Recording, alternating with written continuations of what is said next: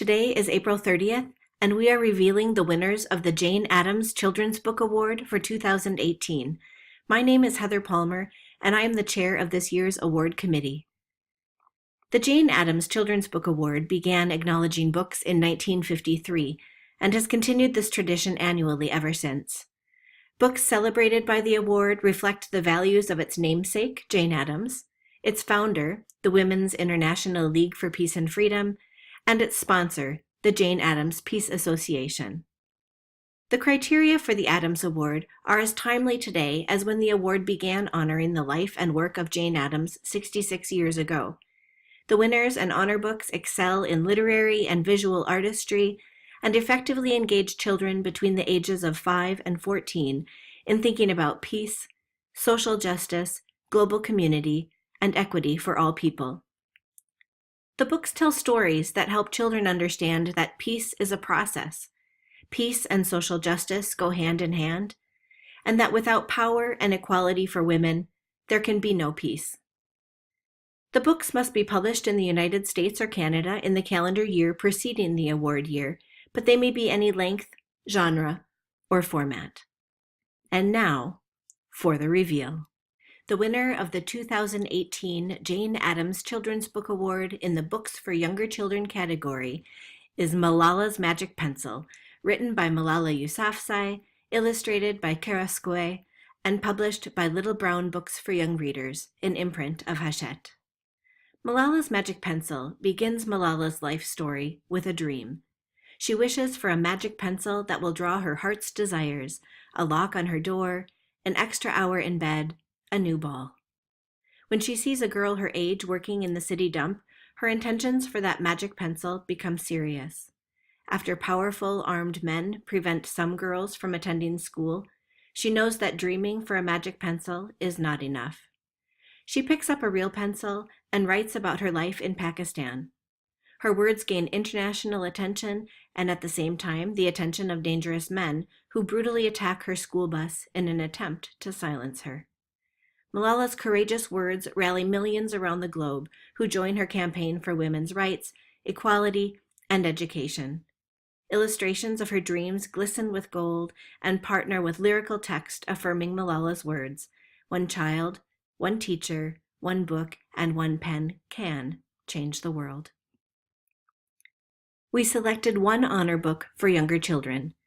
Before She Was Harriet by Lisa Klein Ransom, illustrated by James Ransom, and published by Holiday House, chronicles the steadfast courage of Harriet Tubman in a cumulative biographical poem that travels both backwards and forwards through her life. Before She Was Harriet Tubman, she went by several other names: General Tubman, Aunt Harriet, Moses, Minty, and Araminta, and took on many roles: liberator, suffragist, Union spy, nurse, and her most well-known, conductor on the Underground Railroad. Judicious repetition, eloquent phrasing, and evocative imagery bring a scriptural tone to the text, underscoring the sacred nature of Harriet Tubman's work. Luminous illustrations reveal Tubman's changing emotions and growing conviction from childhood to old age, bringing to life a woman who championed justice with every bone in her body. And now, the books for older children.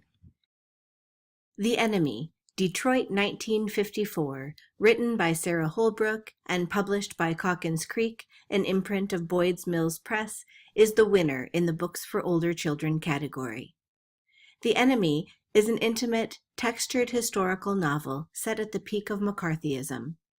During a snowball fight, spirited 12-year-old Marjorie Campbell tries to make sense of an unfamiliar figure who is staring at her and her friends. Is he a Nazi or a commie? Is he a red, a pinko, or a red devil? Is he a spy? Fear that feeds hatred of all that is foreign plagues Marjorie's friends, school, neighborhood, and community. It also challenges her relationships with her father, a World War II veteran, and her mother, a staunch supporter of free speech. When Marjorie's teacher selects her to befriend Inga, a new student who, while recently arrived from Canada, is clearly German, Marjorie grapples with an essential question: who is the enemy? This question, and the novel's depiction of bullying, PTSD, censorship, and the position of women will seem eerily familiar to readers today. We named 3 honor books in the Books for Older Children category.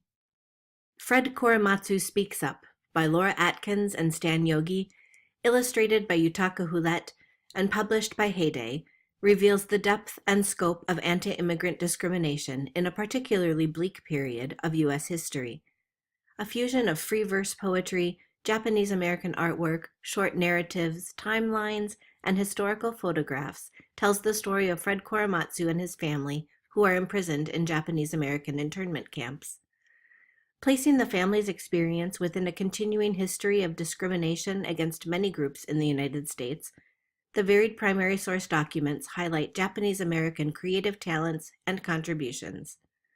More than this, the documentary brings to life brave, shy, young Fred as he lives in the internment camps, and no-nonsense, elderly Fred as he challenges the U.S. government many years later. Reflective prompts and ideas for young activists anticipate that children recognize injustice and want to help break cycles of hatred and fear. Midnight Without a Moon by Linda Williams Jackson, published by Houghton Mifflin Harcourt Books for Young Readers, an imprint of Houghton Mifflin Harcourt Publishing Company, explores the complex choices facing Rosa Lee, a dark-skinned African-American teenager growing up in the rural South on the cusp of the civil rights movement. Keenly aware of the ever-present threat of violence from whites, Rosa Lee also lives with an abusive grandmother and a beloved grandfather who seem ready to cut short her education for economic reasons.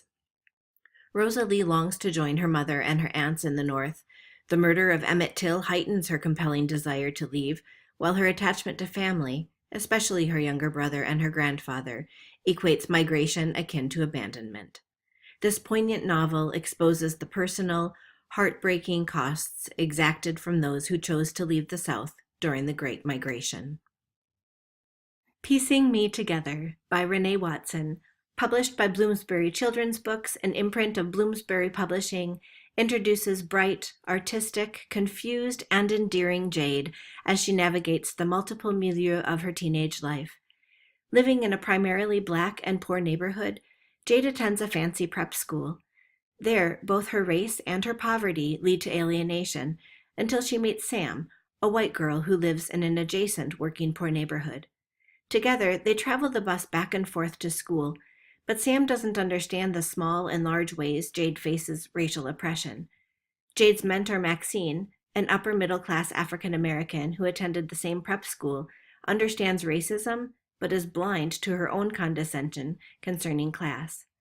This contemporary, realistic novel models how to interact with imperfect people, to build bridges as one evolves, and to do so in a world circumscribed by racism and classism. Thank you, talented authors and illustrators, for believing in children and for creating life-changing books for us to place in their hands. Congratulations. We will hold our award ceremony on October 19th, 2018 in New York City. This event is open to the public. We invite you to visit our website for more information, janeaddamschildrensbookaward.org. The winners and honor books are carefully selected by a national committee. By design, the members of our diverse group reside all across the United States, and our deliberations take place virtually. The members of the 2018 Jane Addams Children's Book Award Committee are to be congratulated for their work on behalf of children and social justice. They are Susan Freese, Chloe Hughes, Debbie Lee Keenan, Janice Mateo Toledo, Beth McGowan, Heather Palmer, Tracy Randolph, Melissa Garcia Vega, and Barbara Ward. We would like to publicly acknowledge the groups of children, adolescents, and adults who engaged in book discussions with many of the committee members throughout the jury's evaluation and selection process. Thank you, former chairs and committee members, for your continued engagement in this work. We also wish to wholeheartedly thank the Jane Addams Peace Association board, staff, and website manager for their support. We gratefully acknowledge the Hastings Peace and Justice Fund, which, in loving memory of Mrs. Wolcott B. Dunham, funds the Jane Addams Children's Book Award and its annual ceremony. Details about the October 19th award event and information about securing winner and honor book seals are available from the Jane Addams Peace Association. Contact the organization by email at info@janeaddamspeace.org or by phone 212-682-8830. We invite you to visit our website, janeaddamschildrensbookaward.org, where you will find additional information about the Jane Addams Children's Book Award, a complete list of books that have been honored since 1953, and a printable poster and bookmark featuring this year's winners and honor books. We also invite you to subscribe to our weekly e-news publication, which showcases current happenings about Jane Addams Children's Book Award authors and illustrators, past and present. Thank you for joining us.